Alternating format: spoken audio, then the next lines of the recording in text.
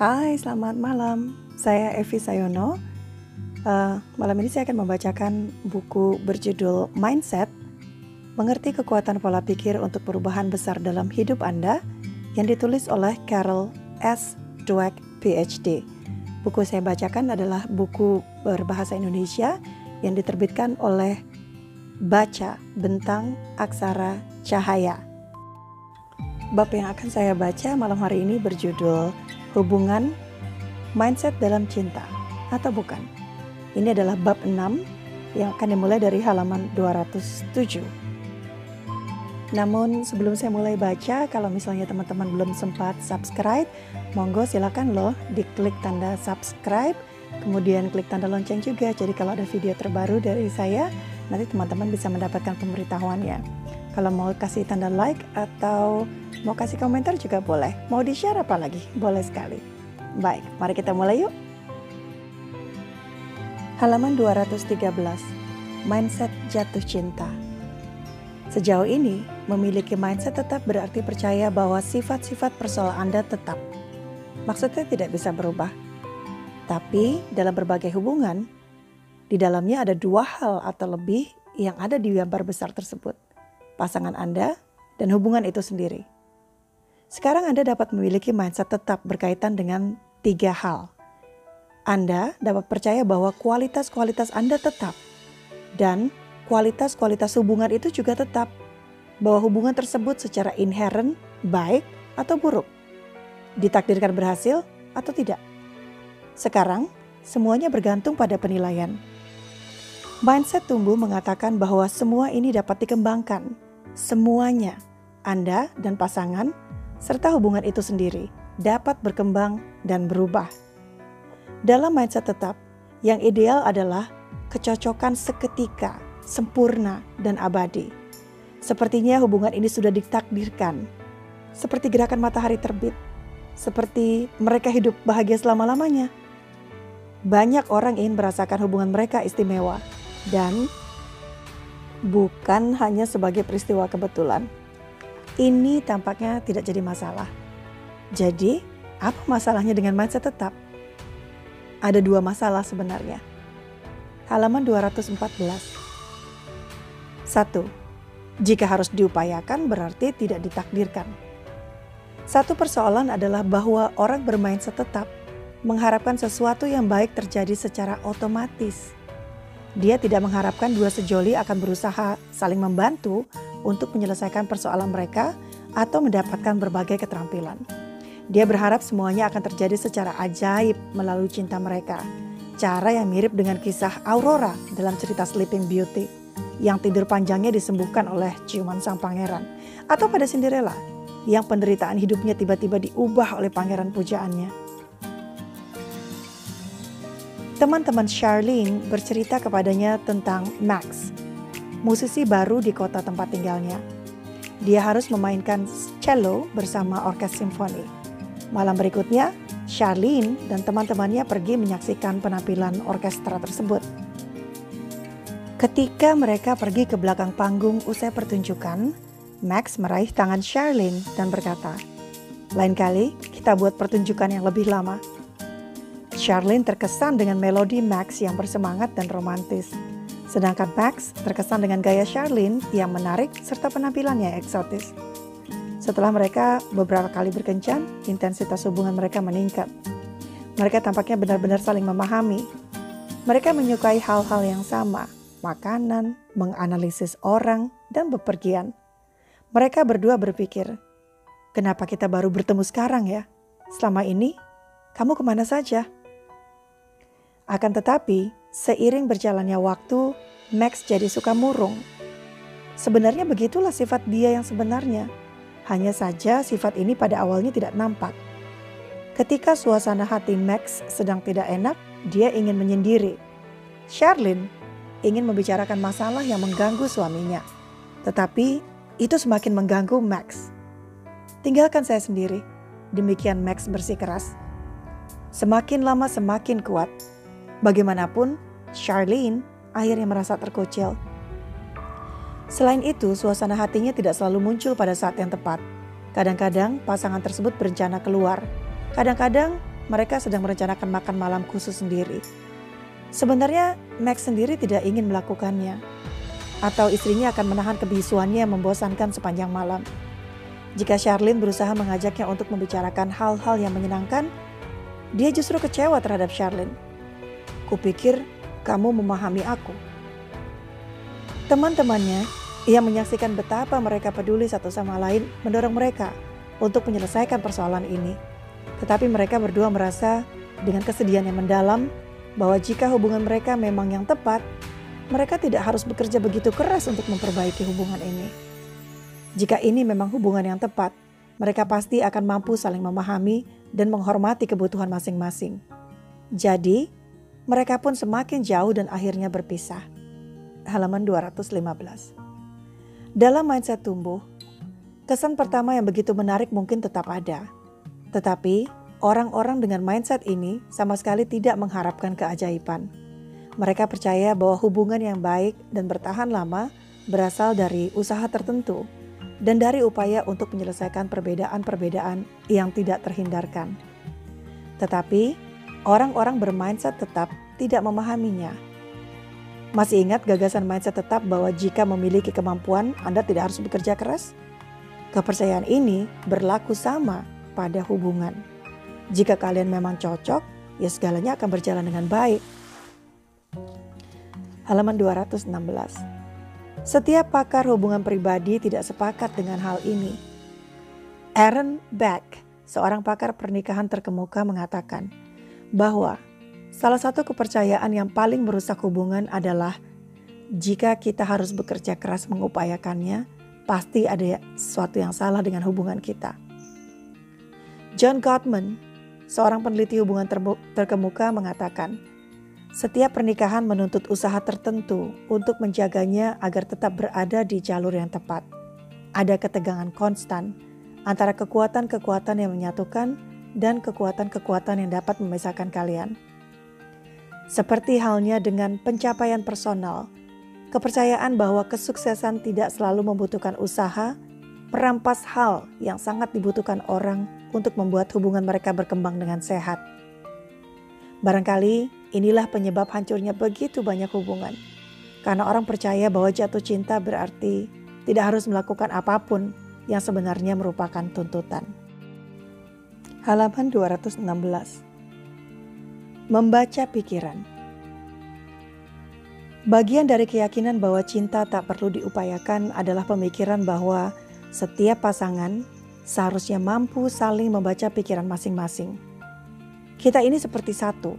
Pasanganku harus tahu apa yang aku pikirkan, rasakan, dan butuhkan. Dan aku juga harus tahu apa yang pasanganku pikirkan, rasakan, dan butuhkan. Tetapi sebenarnya ini mustahil. Membaca pikiran dan bukannya berkomunikasi pasti menimbulkan efek yang berlawanan.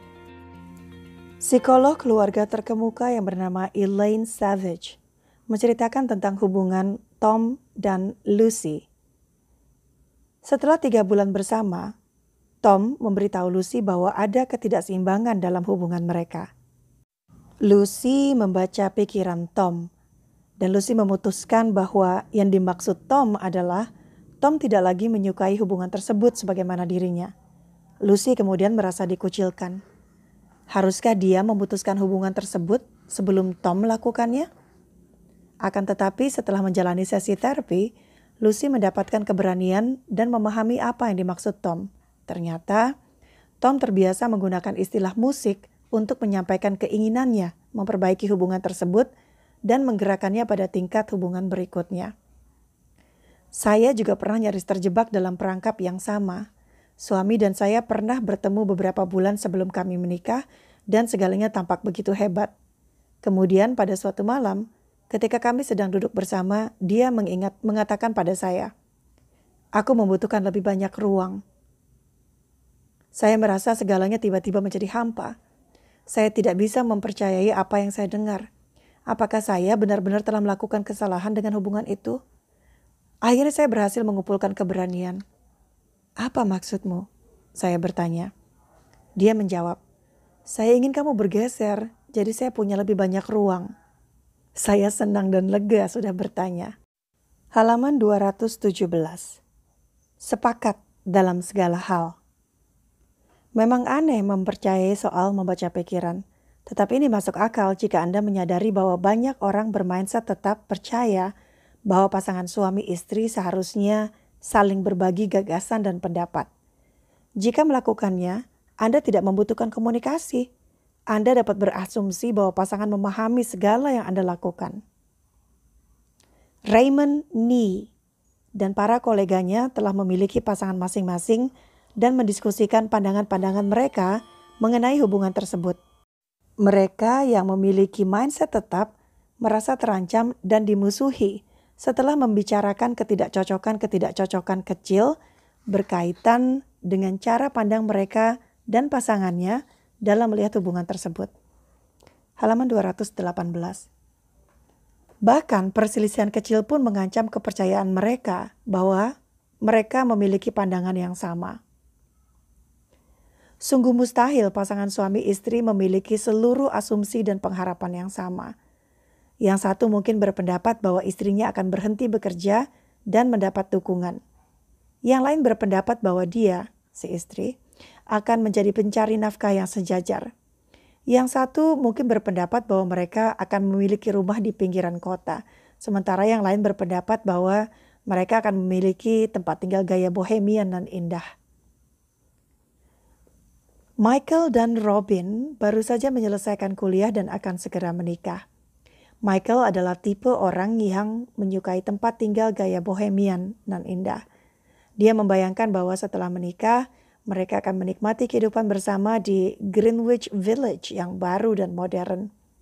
Jadi ketika menemukan apartemen yang ideal, dia pikir pasangannya akan senang. Tetapi ketika melihat apartemen tersebut, pasangannya sangat marah. Dia telah tinggal di apartemen-apartemen kecil yang buruk sepanjang hidupnya dan ini terulang kembali. Dia membayangkan pasangan yang menikah seharusnya tinggal di rumah indah dengan mobil-mobil baru yang diparkir di halaman. Mereka berdua merasa dikhianati dan hubungan tersebut menjadi semakin tidak baik. Banyak pasangan mungkin keliru mempercayai bahwa mereka sepakat mengenai hak dan kewajiban masing-masing. Istilah titik-titik di bawah ini kayak latihan ya.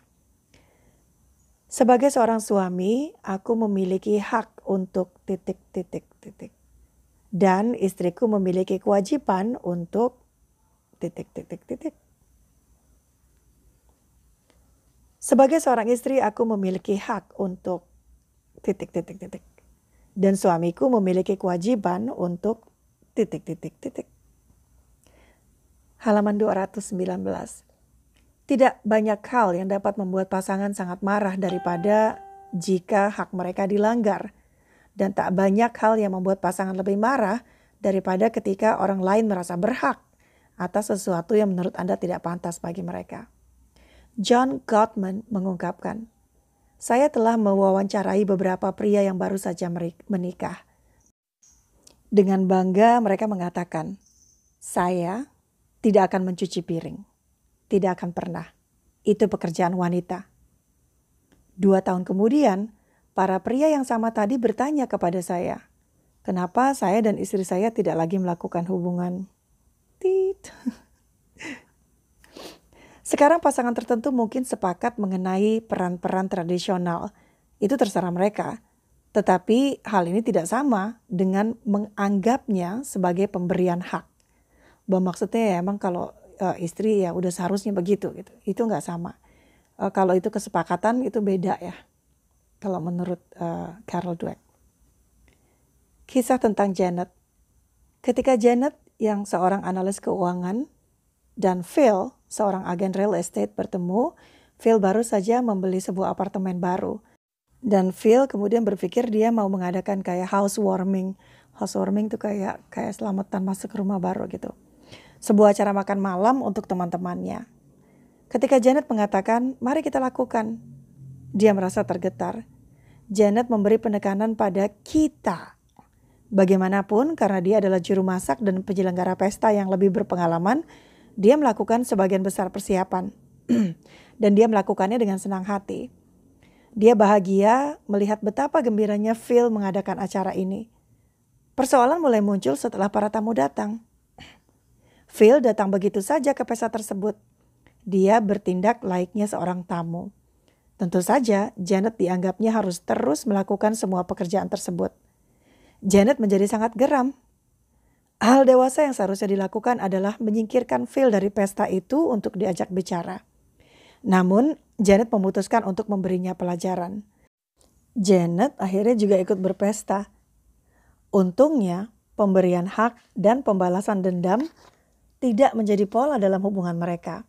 Akhirnya komunikasi pun berjalan. Di berikutnya, segalanya harus didiskusikan, bukan diasumsikan. Hubungan tanpa usaha adalah hubungan yang gagal, bukan hubungan yang hebat. Dibutuhkan usaha untuk bisa berkomunikasi secara akurat dan usaha untuk menjelaskan, menyelesaikan berbagai harapan, serta kepercayaan yang berbeda. Ini bukan berarti tidak ada istilah mereka hidup bahagia selama-lamanya, tetapi ini lebih seperti mereka bekerja untuk bahagia selama-lamanya. Baik, tadi itu adalah permasalahan dengan mindset tetap ketika membina sebuah hubungan. Ada dua permasalahannya, yaitu yang pertama, jika harus diupayakan berarti tidak ditakdirkan. Ini permasalahan pertama. Yang kedua adalah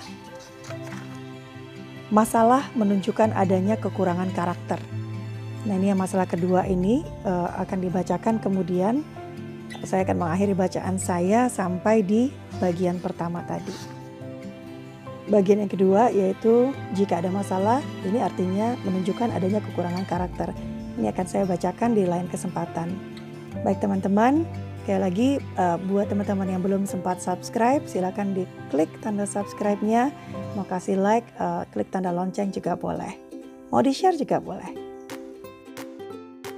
Baik teman-teman, sekali lagi saya mengucapkan terima kasih telah meluangkan waktunya untuk mendengarkan bacaan buku Mindset oleh Carol S. Dweck PhD.